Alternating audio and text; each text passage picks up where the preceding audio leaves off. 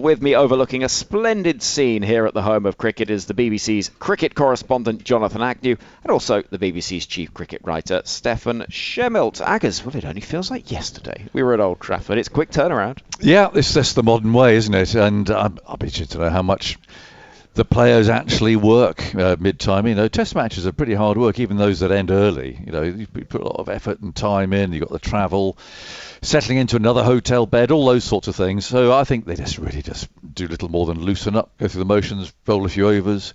I mentioned the pitch. I potted out there this morning. Actually, from this distance, it doesn't look terribly grassy, unless he's nipped a bit off when I wasn't looking. When you actually get down there, it was actually quite green and lush early on this morning. Maybe it's just dried out a little bit, but I know that the Sri Lankans would like to see some grass off, whereas England are very happy to see as much on as they possibly could. But as usual with these things, it's been outside all day now. It hasn't been any covers on. We'll see what it looks like in the morning. They're usually pretty good here. It'd be good for batting, I think. Actually, in the last couple of years, I think it's slowed up a touch as well. It could turn a bit. Yeah, it will. Yeah. And Shoaib Bashir will come into the game. The Sri Lanka spinners will come into the game. I think last week, actually, we were all, particularly the start of the two Sri Lanka innings, we were a bit worried about how the game was going to go, especially after we'd seen a little bit of a mismatch between England and the West Indies earlier in the summer. What were Sri Lanka 6 for 3 and 1 for 2 in their two innings. And for a period on the fourth day, the test match, first when Sri Lanka were batting in the morning before England got their hands on the second new ball, and then when England were 70 for 3 chasing whatever it was, 205 to win, it looked like we had a really, really good contest on our hands until England eventually won the game by 5 wickets. So you'd think that Sri Lanka are going to be better for that gallop last week. There was lots of talk about how prepared they were or they weren't. The weather's going to be good, we think, this week, so the conditions might suit them a little bit more. Yeah, you just feel that actually it could be a really good contest if Sri Lanka get the right side of the toss as well. England obviously having to make a change. So yeah, I'm optimistic actually about how it's going to go over the next few days. I think we're in for a really good contest. Well, this is a good game. You know, that's 4 tests now. They've all ended within the distance. You just want to see a good contest, don't you? And then, I mean, from England's perspective, they're more than happy. They've made some big decisions, going forward sort of decisions. They've largely worked. They'll be disappointed that Mark Wood's injured again. But you know, just getting things in place. This summer has all been about really planning for the future, both red ball and white ball, which they've done pretty effectively. And for all the sort of joshing about Bazball and how laid back Brendan McCullum and Ben Stokes are, they've made some pretty ruthless decisions and some decent gambles. And I know Rob Key's involved in that, obviously, and Luke Wright as well. But the 4 together have actually made some pretty big calls during the course of this summer.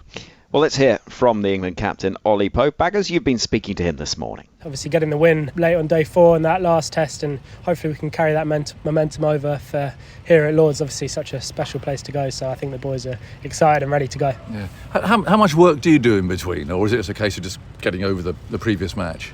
Yeah, I think it varies from person to person, how your week's gone before, if you've had a lot of time in the middle or not. So I've probably hit a little longer today than I normally do, just to get that rhythm back of batting. But I think that's just personally how I like to go about things. And then sometimes if you go and score a big 100 the week before, then that might be a time just to you top up in your nets, top up in your basic skills, but almost just freshen up again and go again. Yeah. Another chance for another pace bowler, Ollie Stone this time. What are you looking for from him? Yeah, he obviously has some good pace behind him. It's been a while since I played with Stoney until I played with him in the 100 for the London Spirit, and he bowled beautifully. Bowled with good pace and good skill. So he's obviously had an up and down time with injuries over the last few years. So I think I was talking to him in the 100 and talking about how he's just so happy to be pulling up well, back-to-back games, and he's feeling really good about his body and his bowling. So he's such an exciting bowler and someone who's really impressed when he's pulled the test shirt on before. So hopefully he can really excel now. Yeah, I mean, he's had to cope, you're right, with a lot of disappointment, hasn't he? Which, I don't know whether that clears his mind or not for something like this. Yeah, it almost just gives you a bit of perspective sometimes, I reckon. He's obviously had a few back injuries, and they can be tough for bowlers to deal with. So I think he's obviously going to just love every bit of being out here at Lord's this week and back playing Test cricket. So I think it almost might free him up a little bit, but no, he'll be ready to go, and yeah, very excited for this week. And Josh Hull as well. Have you seen much of him? Honestly, not before this. He's come in, obviously, last couple of days he's had a bowl. And he looks a big lad. Yeah, geez, I think he's 6'7", and I feel like Duckett standing next to him. But no, he's obviously, I've watched him bowl out in the middle, and there's a lot to like about him. I know he's not played a massive amount of cricket yet, but I think as we've seen with guys who have come in and done well, especially at the age of, I guess, someone like Bash being 20, it's a really exciting thing for him. And when you're 6'7", left arm and can swing the ball a little bit at a good pace, I think there's definitely a lot to work with there. What did you learn from Old Trafford? I think I probably learned how I can sort of just have my batting and my captaincy separate. I think that's something I spoke to Ruti about in between tests.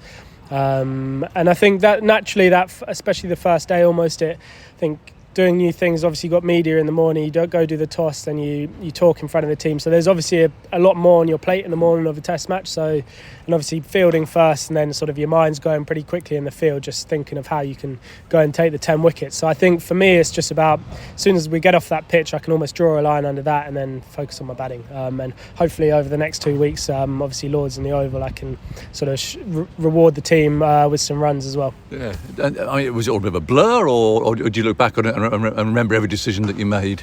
A little bit of both. I think because the nature of the pitch meant you had a few more decisions to make. Obviously, when you come to England, sometimes it's easy as kind of putting in three slips in a gully if the ball's swinging and nipping around a bit.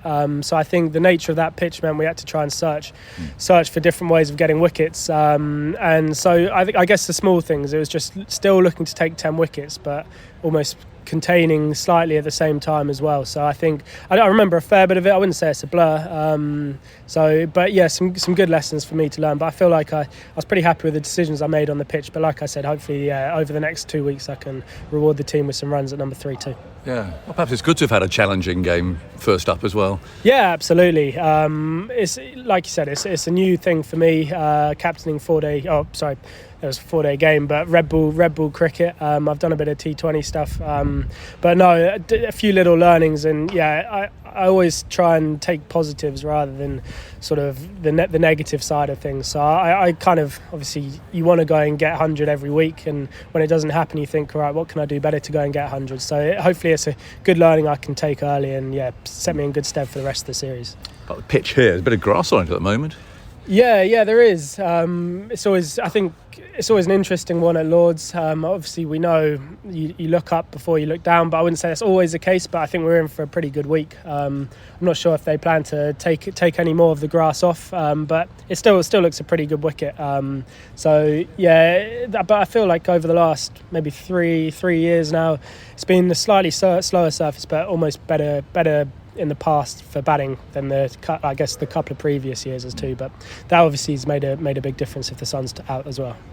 Last one, your cap on, blazer on, coming through the long room for the toss. That's going to be pretty special, isn't it?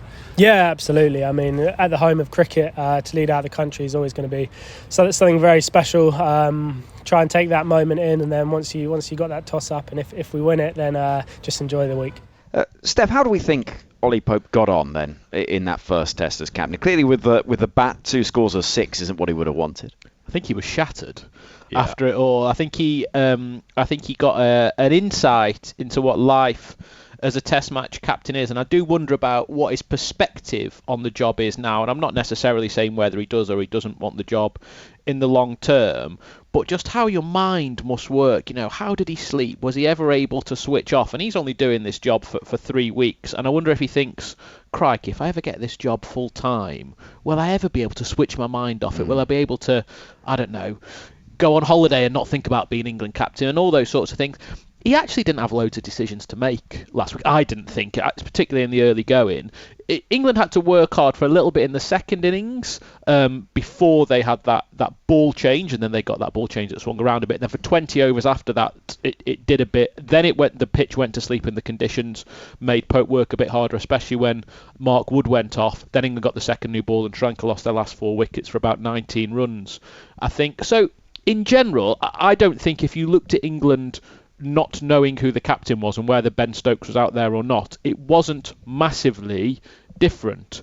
With the bat, Ollie Pope's quite skittish and quite frenetic anyway when he goes out, when he starts, until he's got his first 20 or 30 runs.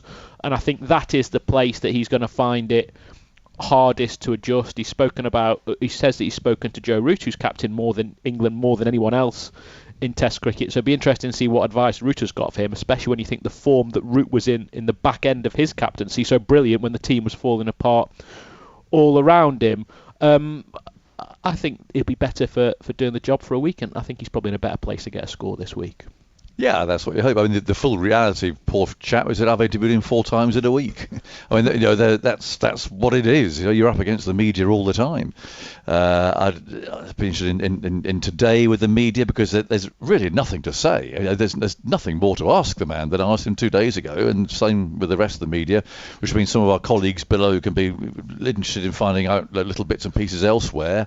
But it's just hard work. It's hard work, and I think he would be better off, because it wasn't necessarily an easy test match from a fielding captaincy point of view. He had to think quite a lot about bowling changes, field positions, how are you going to wangle people out, So I thought he was fine. Yeah, I mean, he will want to score, because it doesn't take too long before people start saying, well, look at what the captain has done to Ollie Pope as a batsman, and he obviously won't want that. But he said he had one game. I think the interesting part about Pope being captain is if you think about England's regular top 6, Crawley, Duckett, Pope, Root, Brooke, Stokes.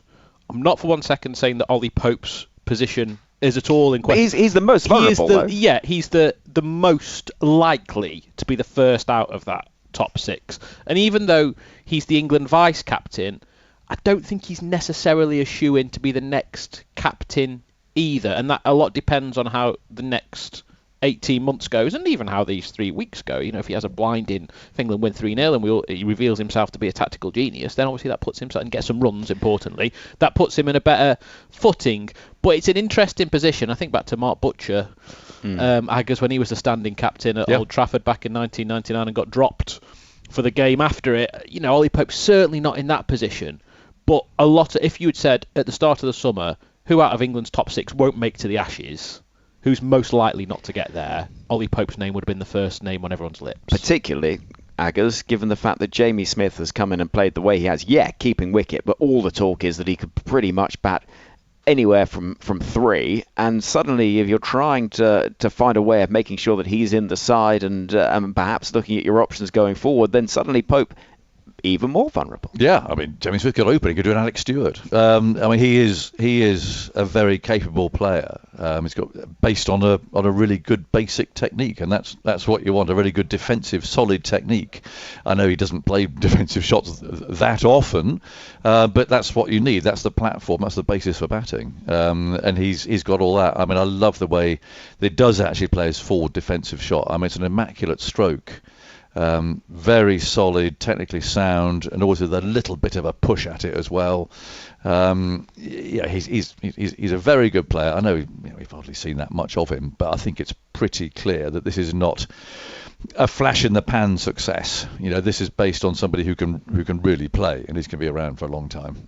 How impressed have you been, Steph, in terms of what we've seen from Jamie Smith? It's a small sample size, but it's an incredibly rich one. Yeah, as impressed as everybody else. I think the interesting decision that England made, and obviously the good decision, is that we all knew what a good batter Jamie Smith is, and you were sort of thinking, well, how are they going to get him into the team, into that top 6? And then they bit the bullet by saying, well, actually, the vacancy is wicket-keeping. We know Jamie Smith's wicket-keeping is perfectly adequate, so let's make that decision and give him the gloves, even though with all the different things that obviously the problem that creates at Surrey, they saw the vacancy and they gave it to him.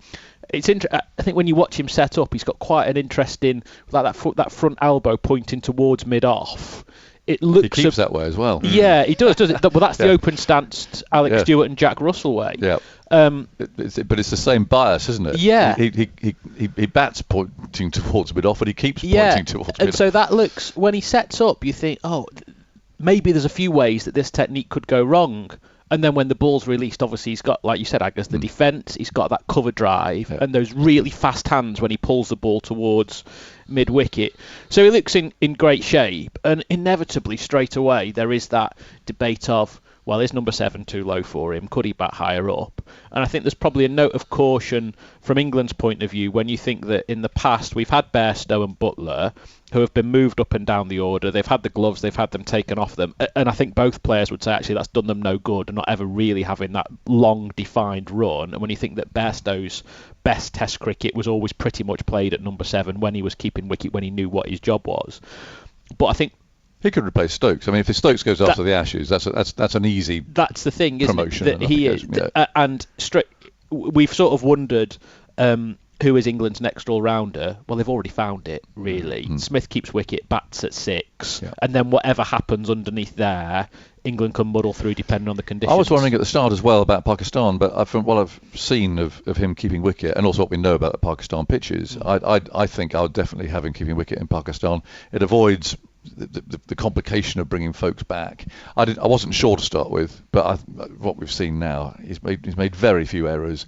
They're flat pitches. They're not raging turners in Pakistan like they are in India. So I just think they just keep going with him now. Without wishing to get too far ahead of ourselves, a 4-5-6 of Root, Brook, Smith. I can't think of many stronger, certainly in the last 10-15 years, that England could have called upon. No, that's right, and it would open up that lower order as well for bowlers, which is what you're looking for from your all-rounder. So it just seems to me, I mean, I'm not writing Stokes off, but I'd be perhaps surprised if he hangs on too much longer after the next Ashes, and then there's that opportunity to just move things around a little bit. What about Dan Lawrence then? Top of the order, scores of 30 and 34. You've got a sort of rueful face, Steph. Yeah, I mean, we spoke a bit about Dan Lawrence in the last Test, and obviously the job he's been asked to do. And I personally wouldn't have asked him to do it. I would have asked an opener to do it, someone like Keaton Jennings. But I can understand why England went for it. Dan Lawrence has mixed drinks for so long. He fits the mould that they want to play in. And it was a very England, in inverted commas, thing to do, to ask Lawrence, who's a middle order player, who's actually he's quite keen to stress. Actually, I did open for Essex second team all the way through my younger days. I'm not completely alien to it. It's a very England thing to ask Lawrence to do. And actually, the couple of 30s that he made 30 and 36, I think, in the 30, 34. 30 and 34. So actually, those are the sort of innings that England were always really keen to praise Zach Crawley for. He's got us off to a good start. Scored his runs pretty quickly. Yada, yada, yada. But it just looks awkward, doesn't he? And that uncertainty outside the off stump, playing across his front pad a little bit, they're just those things that are going to be exposed at the top of the order. His second innings LBW worried me a bit because he was set, and it actually didn't cut back very much, but he's playing across the pad, bang, his LBW. It's a fairly standard early innings dismissal, but when you're in, that's something that I'd like to see him. It's the way he plays. It is the way he plays, but most set opening batsman would have been looking to play that straight or mid-on rather than mid-wicket. It almost feels like he's got nothing to gain here, Dan Lawrence, because I first compared it back to the Harry Brook, Johnny Bairstow scenario. Remember when Bairstow broke his leg and Brook came in, and Bairstow had been in such brilliant form, and you couldn't see a way that Bairstow wouldn't come straight back in to the side, and eventually it was Ben Foakes who had to make way when Brook made such a brilliant start to his Test career that England couldn't leave him out. So I did wonder, if Lawrence comes into this series, and he still might peel off 100 in each of these Test matches and give England a really difficult decision to make, but it doesn't feel like that's going to be the way at the moment. And actually, Lawrence could maybe play himself out of it all. Well, it's almost the narrative around it is, we know this isn't your ideal position. We know you're only here kind of because of circumstances and that you've been the spare batsman for so long. And in many respects, you're right. He's kind of onto a loser because unless he does something remarkable, everything else is going to be seen as a bit of a stopgap. And because of these questions over his technique and whether he should be at the top of the order, what can he do that is going to actually enhance his Test career, Aggers, in the long term? I'm not objecting to him being picked, really, because he has been part of the setup. He is part of the squad. They're looking for people to be able to slot into situations. If they had brought someone in from outside, well, you're bringing someone in from outside into this setup again, and if Keaton Jennings had peeled off a couple of hundreds, well, okay. I mean, we're talking about Pakistan, that he might be selective of that anyway as a reserve opener. But I've not really got a problem with it. I mean, I've always railed against handing out test caps. And I still do to an extent, but he has been. He deserved a crack in my view. Yeah, he's out of position, but I haven't got an objection to him playing. In general, it's a pretty tough job, I think, at the moment to be England's reserve batter, because you know that actually it's going to be a long time before you get a chance. That someone has got to really have a bit of a howler for quite a long period of time before you do get your chance. But also, let's see if he's good enough. Exactly. I mean, opening the batting or batting at 4 or whatever, well, as we saw with the Sri Lankans, you could be in the second over anyway. Well, so, I just think let's have a look. Let's see if he's good enough. If he's not, thanks so much. You go back to Surrey, and you've had a go, and that's that. Harry Brook again scored that 100 against West Indies. If we just finish in terms of England's batting with him, score of 32 in the second innings in that first test, a half century in the first innings. He just looks classy. I mean, everything about him. He goes out there, he looks like he's in control of his game. That caught and bowled second innings he'll be frustrated with, but ultimately England have found a real player there, haven't they? Yeah, I mean he's incredibly organised. He just goes out and bats. I don't think he thinks about it too hard. He got a stinker in the first innings, didn't he? That pitched leg and hit off. And then did caught bowl, but was a bit disappointing. But he does seem, again, the right sort of person for this environment. I know he's vice captain, which seems a very rapid promotion. But there's nothing wrong with that either. So let's have a look. I think that's the attitude of McCullum and Stokes.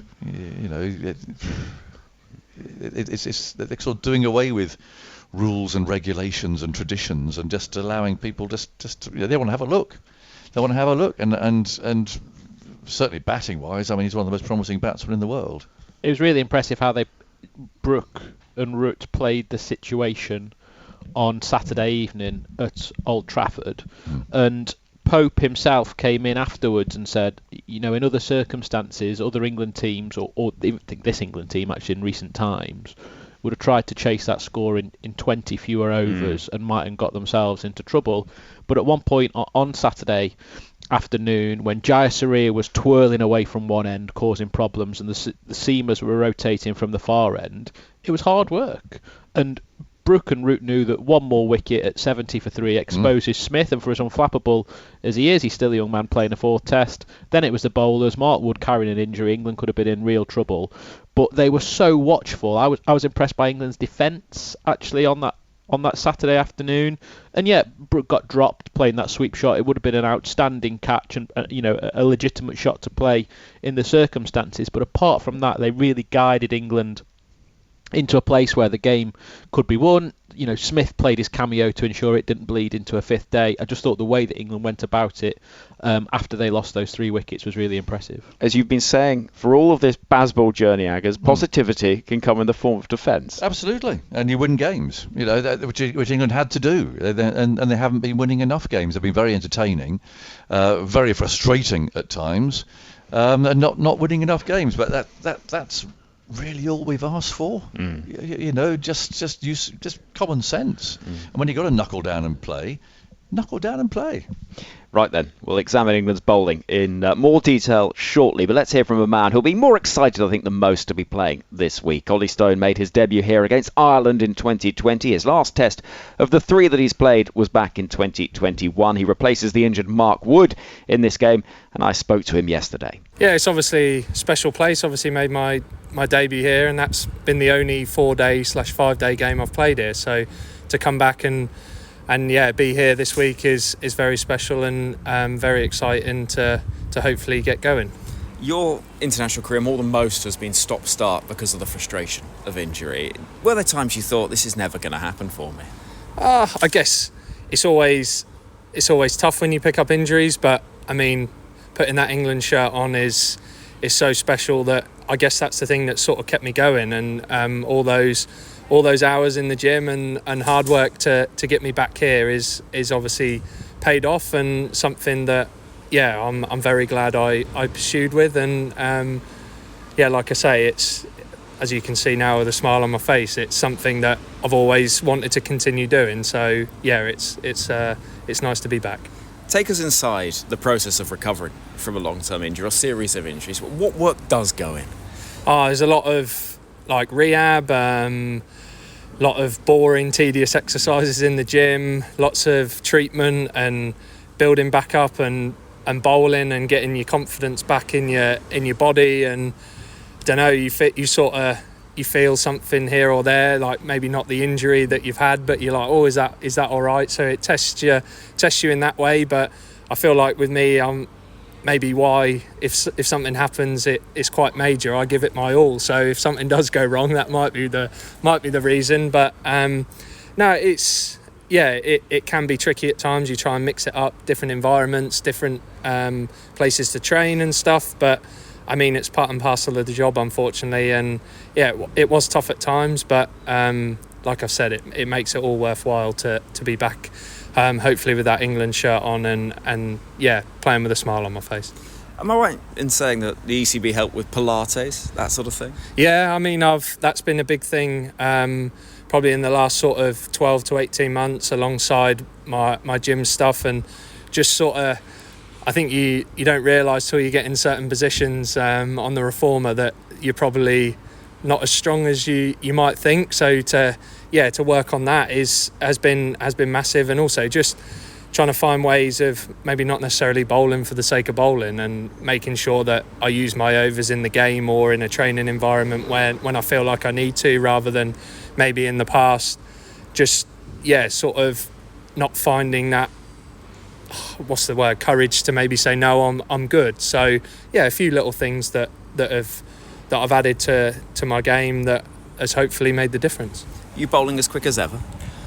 Yeah, I feel like it's coming out nicely. I feel like there's times where it obviously clicks more than others, and I feel like my paces are up there. Well, I guess the gun will tell us, but no, I feel like also I've tried to up my skill as well, so it's not necessarily all about running in bowling as fast as I can and putting that strain through my body. So so I think a mixture of both, and hopefully I can show my skills in that this week. Have you thought about sort of longer term beyond this week, or people talking about this Ashes barrage for the England fast bowling attack? I mean, don't get me wrong, I think I'd love to play in one, and I've always said that, and I think in the past I've maybe looked too far ahead, and when stuff has happened I've been really disappointed. So this year especially, got told to go away and play some cricket and put a run of games together, and then if that happened, then hopefully the call would come again, and thankfully that has. So I feel like that's the approach I'm going with, taking game by game and just enjoying being back out there.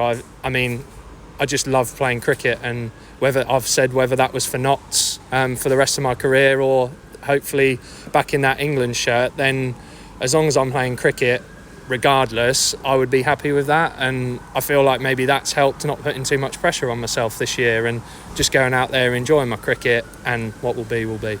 Just finally, batting. What are you going to offer?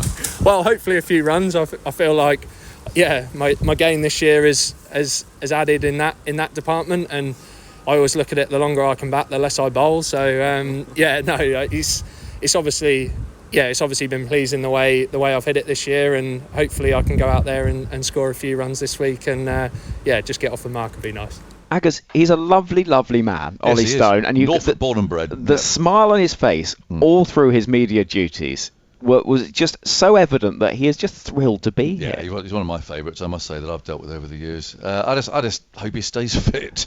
He's had a funny time. He's only played 50 first-class games, in a pretty long career now, because he keeps blowing up. Knee, back. It's just things that keep going wrong, which it's difficult to explain, because you look at his action, it's very slippy. It's been like Gus Atkinson's, actually. The momentum through the crease, not too. You don't think too much can go wrong with it, except the effort of bowling fast, which is hard work. And it's interesting that our quick bowlers, Wood, Atkinson, and Stone, they're not big. They're not big men. I mean, Mark Wood actually is quite a small man, but they're not. Your archetypal sort of village blacksmith running in and hurling the ball down. They're not like that at all. And Stone is a good athlete, but there's been these niggles that have gone wrong with him all the way through. He's only played 3 tests. So I just hope it goes well, because we're back to that stage again of planning for the Ashes.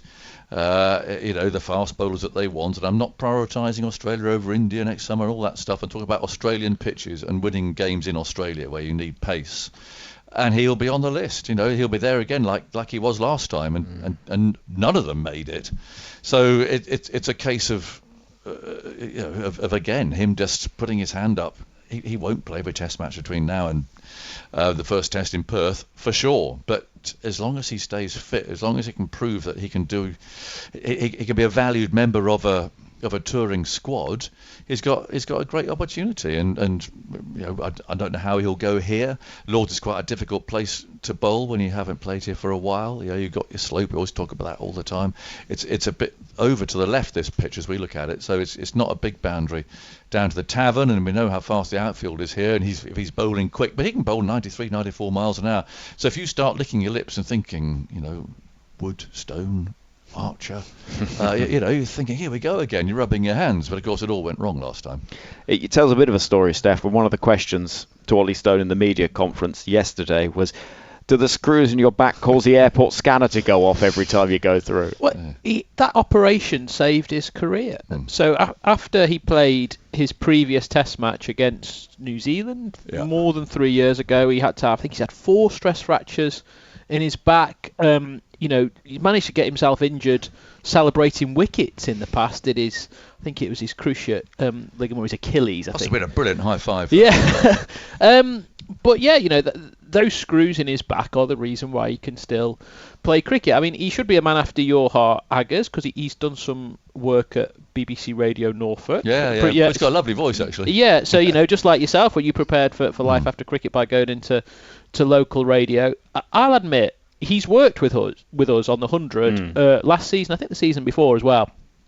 And when I've done some commentary with him, I thought, there's not a chance you're going to play for England again. I just didn't think he was going to get back to this stage. But here he is.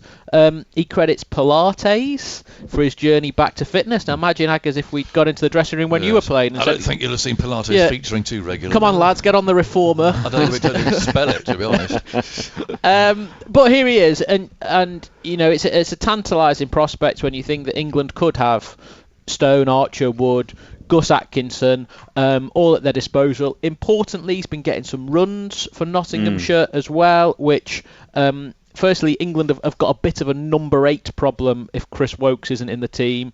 They've got a number 7 problem if Stokes and Woakes aren't in the team. So that could be really important as well. So, yeah, let's see what he can do, and let's see how England manage not only Stone and Wood and Archer to get those guys there, but also looking at the white ball squad. Bryden Carse is back in it after his ban. John Turner, he's another young fast bowler who's had some injury problems. Jamie Overton is still out. Josh Tong, all of these guys. Hull, who, I again, and I'm sure we'll come on to him, but just what about this squad of fast bowlers? Ben Stokes said before the last home Ashes he wanted 8 fast bowlers in his squad, and he got nowhere near that. So how are they going to get to Australia in 18 months' time? Well, let's grasp this particular nettle of some of those that are missing out, because we know Josh Hull's been drafted in, 20 years old. He's 6'7" left armour from Leicestershire. But Dylan Pennington's been in and around it this summer. Ollie Robinson's completely disappeared off the radar. I mean, what's going on there? Well, that's the big shame. There's a bit of a mystery there, isn't there? Because he's one of the most natural bowlers I've ever seen, and it's a real shame. I don't know. I can't explain why he's fallen so far out of favour, but that's clearly what it is. He had a good start to this season with the Championship. If he wasn't out of favour, I think he'd have been in the shake-up, because the fella can bowl, but it sounds like he's got a few issues to sort out. I think when we're talking about the call-up of Josh Hull, what England have done with a replacement for Wood is the assembly of their attack. So when you're a captain, you almost want a bit of a Swiss Army knife, don't you, of different skills. And I think if it had been Chris Woakes who'd gone down, Luke Wright said said yesterday, actually, we'd had a look at Sam Cook from Essex as a different sort of bowler. And I think Cook can probably consider himself to be unlucky that he's not got his chance, but he is just more of a traditional English type bowler. Pitch up, move the ball around, hasn't got the pace of a Wood or a Hull or a Stone. With Ollie Robinson, it just became clear how frustrated England were with him, rightly or wrongly, after that fourth test in India when he got his chance. He obviously had a bit of a back niggle that he picked up. That is at least the third time I can think off the top of my head where he's got injured during a test match. He got injured in the last Ashes. I don't think he got on the pitch, did he, on that tour of the West Indies when he had back problems at the back end of Joe Root's captaincy. So when he came back into the side and he talked about how he'd got addicted to the gym and those sorts of things, it just hasn't clicked.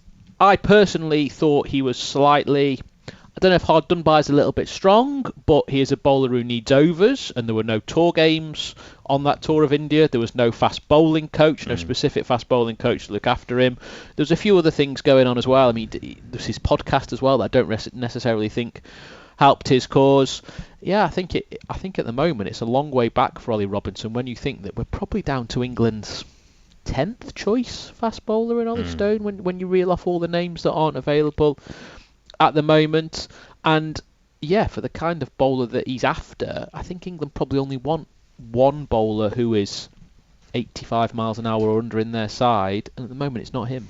Yeah, and it does feel quite a long way back for Ollie Robinson. What about Sri Lanka then? They've been out having their photo in front of the famous Lord's Pavilion in the sunshine. What are we expecting this week? Because there was fight from their side. Given the start that they had in both innings, Aggers, they showed real bottle to get back into things. Yeah, I'll be disappointed if they don't come out and perform well, because the sun's going to shine. It was pretty bleak at Manchester, let's be honest. I mean, I don't think anyone would have enjoyed playing there, let alone people who are used to the sort of warmth, the conditions that they have grovelling around for the hand warmers, and it was pretty miserable, wasn't it? So the sun's going to shine. It's going to be warm. We've got decent looking pitch. It seems to be going less green the more we look at it from here. They haven't had enough preparation. Of course they haven't, and that's just sadly it's the modern way, but they will take great heart. I know they lost in 4 days, and it's sort of bigging them up, but they did get better. They did get better. They fought hard. They didn't fall in a heap. They made England work very hard for their win, and that's really all you can do. And it wasn't really one of those situations where sometimes you can come away and almost feel like you've won. They won't have felt that, but I think, while there's that disappointment having lost, I think they'll take quite a lot of, well, I hate to say positives out of it because I hate hearing players say that, but I don't think that they'll be too disappointed with what happened there, given the preparation that they had and the conditions. Manchester's my home test match. I know. Isn't it the closest test ground to where you were born as well? I played a lot of cricket at Old Trafford as a kid. You were an Ashes winner for a contribution yes, at Old Trafford. Yes, indeed. As I recall, Aggers. It was a performance that I think had some elements of predictability in sides coming here with no preparation, lose top order wickets, but it was also a performance that I think had some surprises, not least the debutant with the highest first-class score, causing England some problems. Kaminda Mendes played absolutely superbly for that 100 in the second innings, but there was also just a little bit of a sense that England couldn't just go through the motions and win the test match. They had to work at it. Yeah, like we sort of touched on at the beginning, Ollie Pope probably didn't have much to think about in the first bit of Sri Lanka's batting innings, and then certainly as the second innings went on, and yeah, there was the ball change, but then after that, on that fourth morning, he had to work a bit harder to find ways to take wickets. I wonder if, because the conditions at Old Trafford, I've heard both, well, certainly England describe them as slightly subcontinental, so you kind of wonder, I hope Sri Lanka haven't missed their opportunity if we're talking about a pitch here that's got a bit of grass on it. And actually, if the order had been reversed, and if Sri Lanka was slightly better prepared and then were presented with that pitch at Old Trafford, might they have had a better chance later in the series? So it'll be interesting to see how they go. You know, if that chance to win a test match on a pitch like that has gone, And if they are slightly more up against it this week, but their batting's really strong. If you go down the order, you look at the test records of some of those players, and to have the luxury of Mendes coming in at 7 with the way that he played Old Trafford, he looks like a real fine someone. And again, we're talking about England's number 7 who can go further up the order. Then you'd think that Kamindu Mendes is another one who can go up the order. What was Andy Zaltzman saying? That no one's made more runs with a higher first-class average since Mendes made his first-class debut. So they bat deep, and if this is a week where the sun shines and it is, another Lord's pitch that hasn't got a great deal of pace in it, then you'd think Sri Lanka should be able to score some runs. Yeah, you'd have thought that batting is not going to be as much of an issue. Certainly, we asked the question as how their seamers were going to go. Sita Fernando was really impressed by. Took 6 wickets in the game. They ran in hard. How's he going to enjoy the conditions? Do you think? Well, again, I suspect he hasn't played here, and that's not easy. They'll warm up. They do lots of bowling on the edge of the square. I thought all the seamers actually did pretty well. The other Fernando, the left armour, he perhaps lacks a little bit of pace, if I'm honest. But they all ran in honestly, and here they're going to have a fast scoring rate to cope with. That can be challenging here. But I'll be interested to see how their spinners go, because certainly Lords has spun more than you might expect in recent years. The pitches have tended to be very dry, and it might be something that actually suits them rather more than Manchester. I take Steph's point, but and the Oval, next week, if it stays dry, which the forecast looks as if it might do, that really might be somewhere that they might fancy.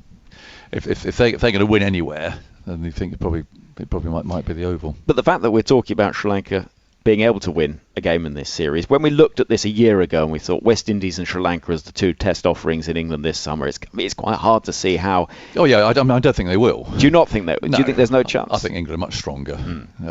So no, I don't think so. Well, I'd be surprised if I don't see a match-winning bowler. I see honest bowlers, but not someone who's going to, not a Murali. If you're going to go through Sri Lankan names, I don't see somebody there who's going to really rip through England. I'd be surprised if they would. Steph, they were probably 30 runs in the second innings and 1 extra England wicket away from making it a really interesting game at Old Trafford. They had a bad third morning. I think it was the third morning when England came out to bat, trying to build their lead, and Sri Lanka just weren't on it. If you remember, there was no pads out there for the short leg fielder. They were making bowling changes that didn't seem to make a great deal of sense. England were able to score pretty quickly and build a lead that was just too many for Sri Lanka. So if you think actually sort of 3 specific phases of play, the start of Sri Lanka's first innings, the start of Sri Lanka's second innings, and that third morning when they just weren't at it and the game was only lost by 5 wickets, there are ways where Sri Lanka can improve, but I think there'll probably be areas where England improve as well, and that's where England will probably be too strong. Right then, what I want from both of you is one certainty from Lords this week and one surprise from Lords this week. Aggers, what is definitely going to happen? Joel Wilson will have a review against him. Joe Root's going to make 100 this week. He looked I thought he was impeccable in England's second innings last week. This is a ground where he likes batting. If he carries that in to this week, particularly if England win the toss, Joe Root's going to make 100. What about your surprise? I would like Dan Lawrence to prove that he's a decent player, actually, because I think he's got a good eye. He's a lovely fella. I mean, he's one of those people who just go out there and just chats away. A bit of a family of characters, I think, aren't they? And people have been pointing at him and say, well, he shouldn't be doing this and he's not good enough. And I like underdogs to come through, so I would like Dan Lawrence to get a score. Doesn't have to get 100, but a score that makes people think, yeah, this fella's got a future.